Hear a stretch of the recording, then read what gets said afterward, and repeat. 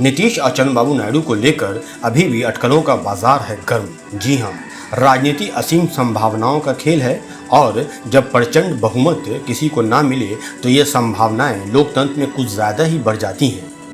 चुनाव आयोग की वेबसाइट के मुताबिक एनडीए गठबंधन की झोली में पूर्ण बहुमत मिला है, लेकिन इंडिया गठबंधन जिस तरह से कांटी की लड़ाई लड़ा है उससे संभावनाएं अभी उसके लिए खत्म नहीं हुई हैं। इस बीच शरद पवार ने बयान दिया है कि वो केंद्र में संभावनाएं तलाशेंगे। सोशल मीडिया में तरह तरह की अटकलों का बाजार गर्म है। नीतीश कुमार और चंद्रबाबू नायडू को लेकर कहा जा रहा है कि वो कभी भी पलटी मार सकते हैं।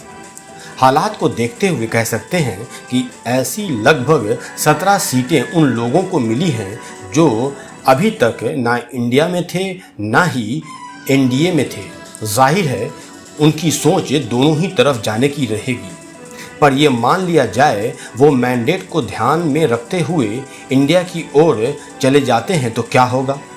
इसके साथ ही एनडीए में नीतीश और चंद्रबाबू नायडू मिलकर 28 सीट हासिल कर चुके हैं। एनडीए को 292 सीट मिला है तो वहीं इंडिया गठबंधन को 234 सीट हासिल हुई है। अगर नीतीश कुमार और चंद्रबाबू नायडू को पीएम और डिप्टी पीएम का ऑफर मिलता है तो ये लोग इंडिया गुट की ओर जा सकते हैं। इस तरह इंडिया गठबंधन की सीट संख्या हो जाएगी 258, यानी कि टाई की पोजीशन।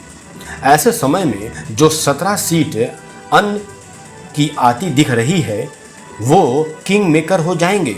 जाहिर है कि उनमें से कुछ एनडीए की ओर जाएंगे तो कुछ इंडिया गुट की ओर जाएंगे। इस बीच शरद पवार अपनी भूमिका में सामने आ रहे हैं।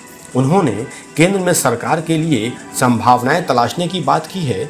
यह भी कहा जा रहा है कि शरद पवार शांत बैठने वाले नहीं हैं और उन्होंने टीडीपी प्रमुख एन चंद्रबाबू नायडू से संपर्क भी किया है, लेकिन शरद पवार ने मीडिया से बात करते हुए ऐसी किसी भी अटकलों से इनकार किया है। पवार ने बताया कि बुधवार को इंडिया ब्लॉक की दिल्ली में बैठक है जिसमें फैसला लिया जाएगा कि आगे की रणनीति क्या होगी। अगर नायडू या नीतीश कुमार के रुख में किसी तरह का बदलाव होता है तो एनडीए को सरकार बनाना भारी पड़ सकता है। बहरहाल ये तो संभावनाओं का खेल है, क्योंकि पॉलिटिक्स है तो वो भी नीतीश जैसों को टीम में रखकर खेलना है। खैर, आगे अगर पीएम मोदी के लिए सब ठीक भी रहा तो एनडीए के सहयोगी दलों की अनदेखी करना अब आसान नहीं। पीएम मोदी की महत्वाकांक्षी प्रोजेक्ट यूसीसी का क्या होगा, एनआरसी मुद्दों का क्या होगा। एक मुद्दा जोड़ना बाकी रह गया है, क्या होगा अग्निवीर योजना का।